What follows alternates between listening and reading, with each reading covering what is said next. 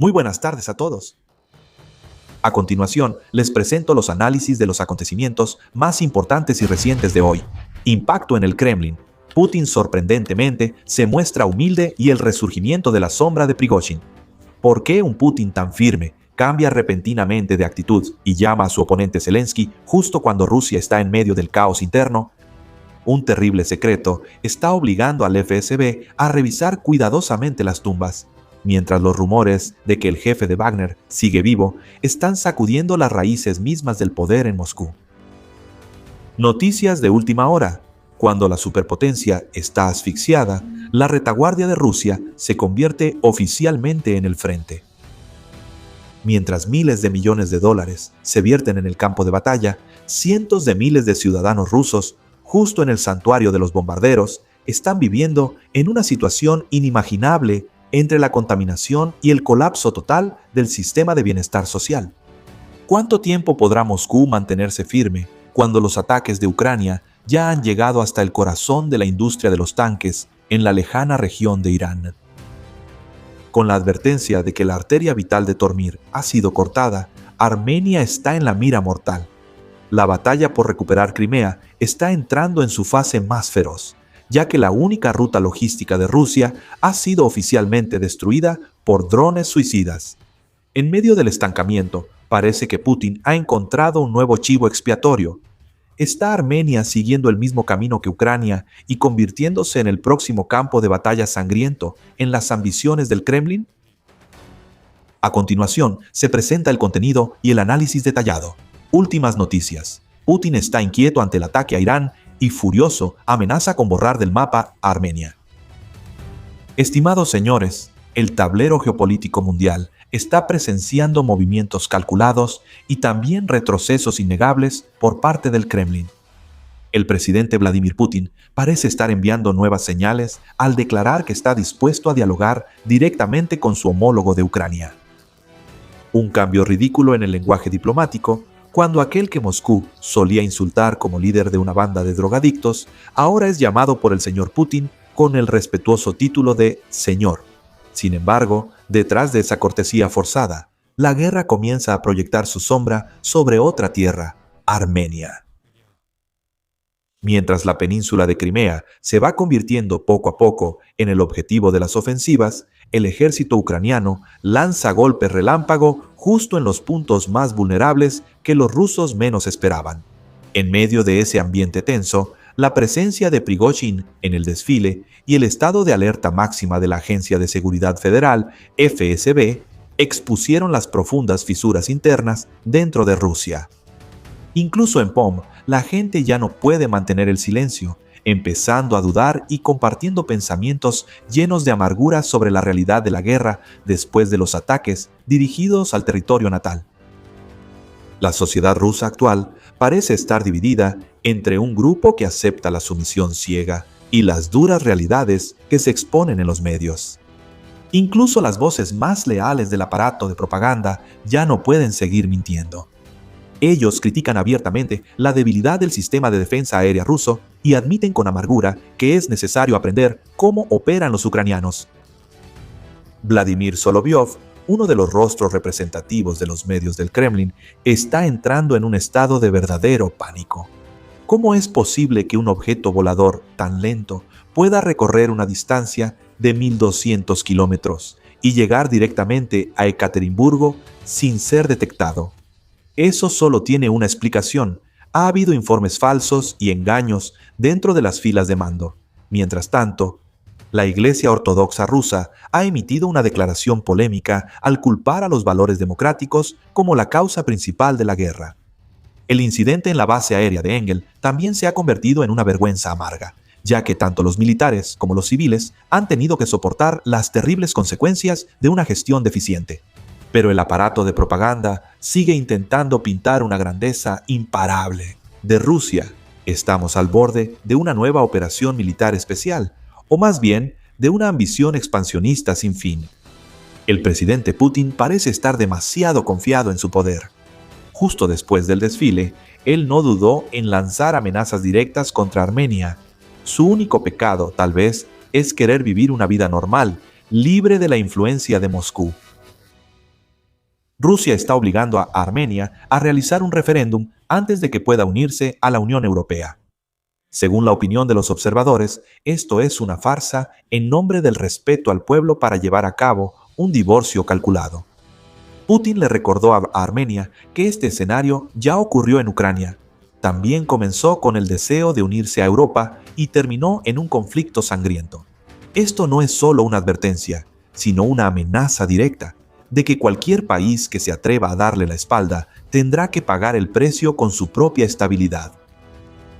La desfachatez del aparato de propaganda ruso va aún más lejos al llamar a las acciones de Armenia una traición hacia un país que, según ellos, les ha salvado la vida en múltiples ocasiones. Los argumentos sobre la protección de la comunidad rusa y los intereses nacionales en Armenia vuelven a ser utilizados para allanar el camino a futuras intervenciones militares. Putin accidentalmente confirmó una amarga verdad. Atacar a Ucrania no fue por razones de seguridad lejanas, sino simplemente porque querían unirse a la Unión Europea. Todos los acontecimientos, desde el golpe de Estado, la historia de Crimea, hasta el conflicto en el este de Ucrania, son piezas en un gran plan para frenar la influencia de Occidente.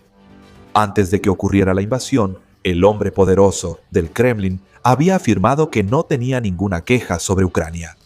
Pero luego él mismo creó reglas sobre que la OTAN no debía expandirse, usándolas como pretexto para arrasar ciudades. Ahora, ese mismo escenario se repite con Finlandia. Otra vez, ven enemigos en todas partes, aunque en realidad Finlandia y Rusia no han tenido disputas territoriales durante décadas. La adhesión de Finlandia a la OTAN es una decisión legítima de autodefensa ante la imprevisibilidad del vecino, pero Moscú lo considera una traición.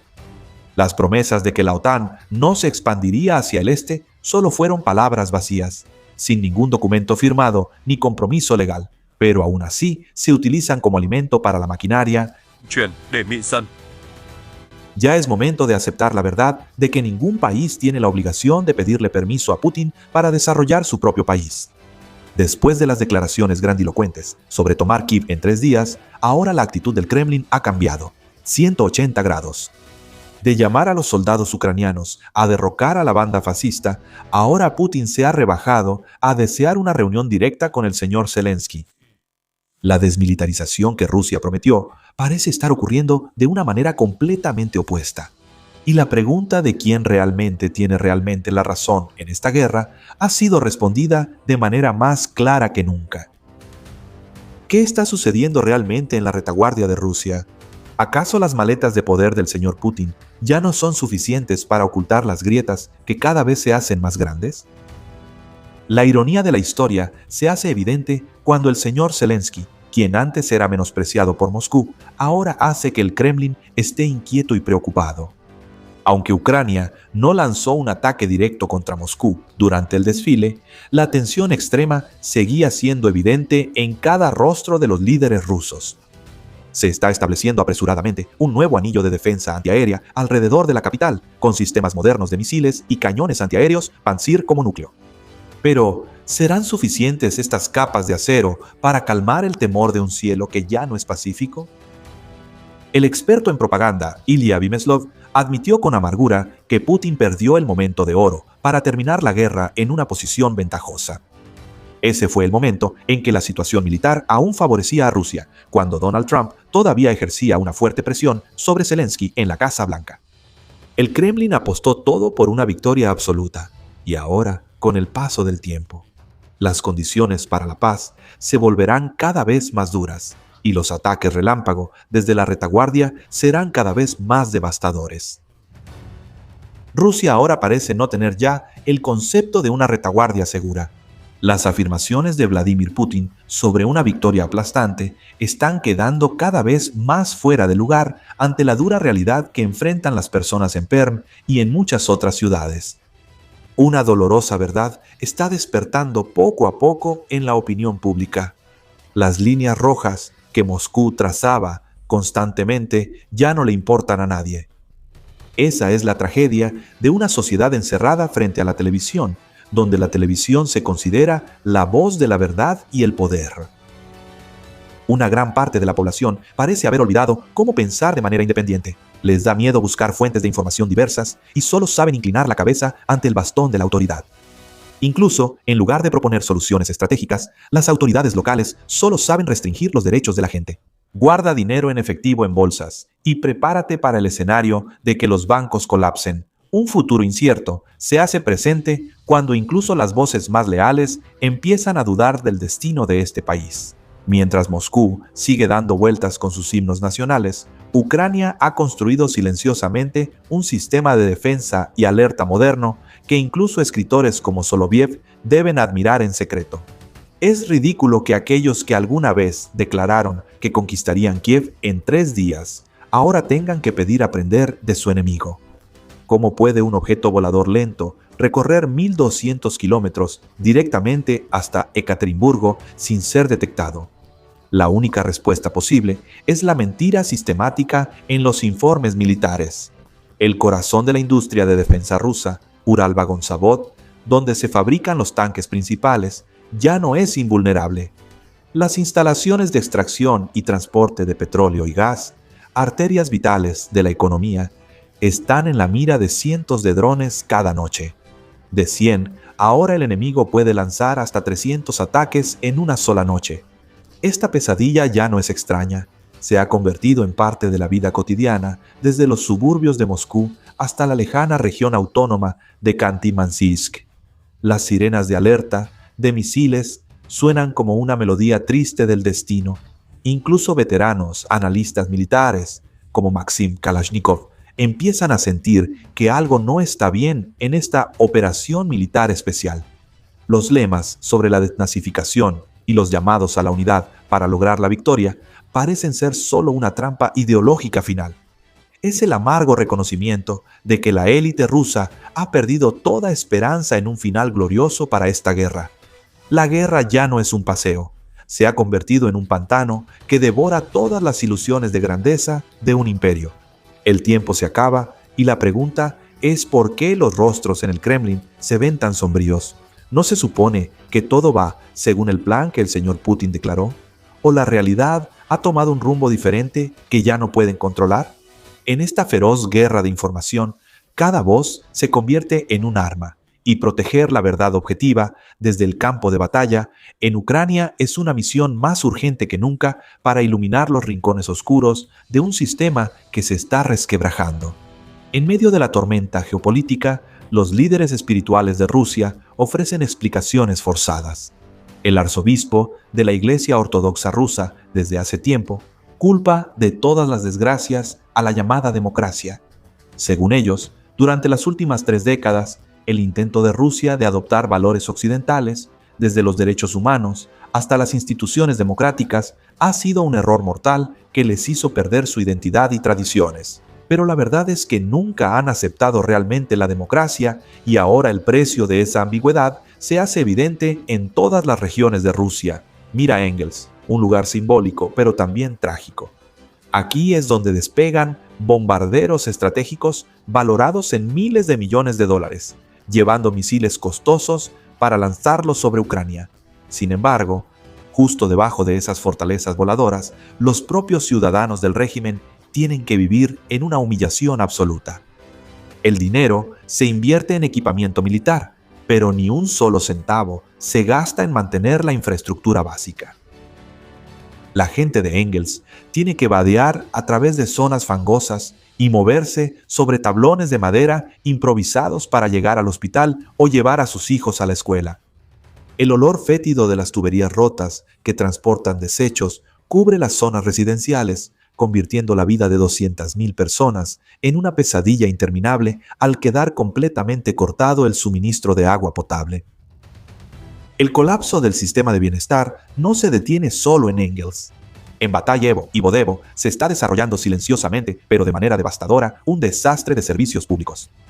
La gente tiene que enfrentarse al frío y a la escasez de agua potable cuando las bombas flotantes quedan varadas por el hielo que se acumula en la orilla, lo que provoca que todo el sistema de maquinaria quede completamente paralizado.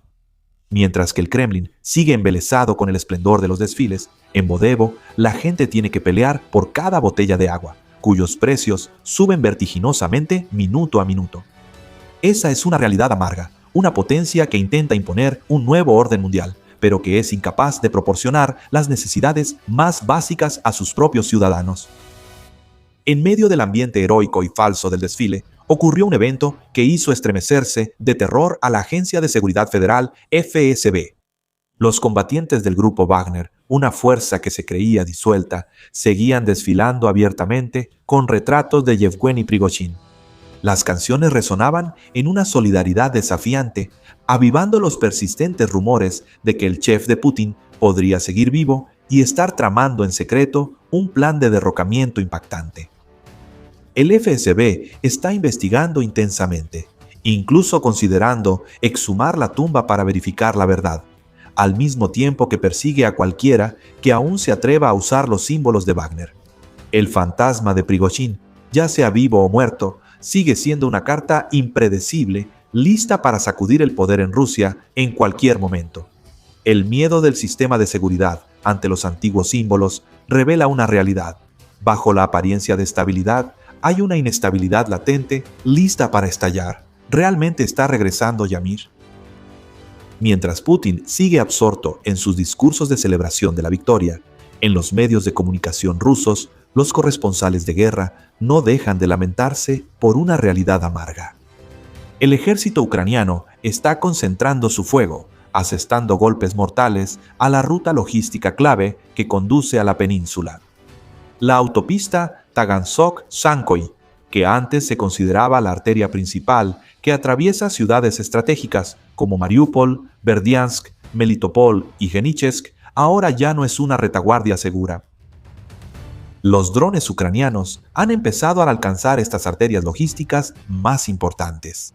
Todo el suministro para el ejército ruso, que antes dependía completamente de esta carretera, ahora está en riesgo de ser cortado. Esos fantasmas mecánicos se acercan silenciosamente, sin hacer ruido, y solo con un pequeño motor a un lado ya son suficientes para sembrar el terror. Están volando, dirigiéndose directamente hacia su objetivo en medio del cielo abierto. No hace mucho, el regimiento Azov publicó imágenes que muestran ataques con drones destruyendo equipos rusos justo en la zona ocupada de Mariupol. Claramente, estos acontecimientos nunca estuvieron en el plan perfecto del Kremlin. La ironía y la tragedia también se reflejan claramente en las imágenes extrañas de la celebración del Día de la Victoria en Rusia, un ambiente que bien podría llamarse los primeros días de una epidemia espiritual. El desfile militar se llevó a cabo en un ambiente lleno de inquietud, cuando los veteranos de la llamada Operación Militar Especial, que parece interminable, fueron llevados a la plaza. Es una escena desgarradora ver a los jóvenes soldados teniendo que sentarse en sillas de ruedas para participar en un evento que se supone debe estar lleno de vitalidad. En Tartaristán, una unidad de una organización estatal que apoya a los participantes de la campaña llamada Defensores de la Patria, desfiló bajo la dirección del sargento mayor Víctor Mikhailovich Shachilov. Es ridículo y doloroso que el proceso de desmilitarización prometido por el señor Putin se manifieste en los cuerpos mutilados de los soldados rusos. Incluso en Berlín se está montando otra farsa cuando los simpatizantes de Rusia protestan de manera extremista, prenden fuego y gritan sobre torturas, preguntándose por qué sus soldados deben caer mientras las armas nucleares permanecen guardadas. Pero es curioso, solo muestran esa agresividad en Alemania y no en su propia patria. Los lemas sobre que el presidente Vladimir Putin no retrocede ni un paso y los vítores de gloria para Rusia resuenan de manera discordante ante la cruda realidad. En Orión, incluso se organizó una extraña exhibición con la participación de buzos que llevaban retratos de los soldados de la Gran Guerra Patria. Una farsa vacía, sin público, solo con algunos empleados, rescatistas y voluntarios observando desde la orilla. La ceremonia fue organizada de manera forzada, entre el Día del Buzo y el Día de la Victoria, careciendo de la empatía del público. Quizá, si ellos hubieran salido de las alcantarillas oscuras, ese evento habría sido un símbolo más auténtico de la situación actual. Parece que una señal desde arriba fue enviada a los participantes de la caravana de motocicletas en la región de Perm, como un recordatorio de las cicatrices irreparables en el corazón de un imperio tambaleante. ¿Cuál es su opinión sobre el cambio repentino de actitud del señor Putin al llamar al presidente Zelensky señor? Según usted, si el rumor de que Prigozhin sigue vivo es cierto, ¿qué tan terribles serán los cambios internos en Rusia en el futuro cercano?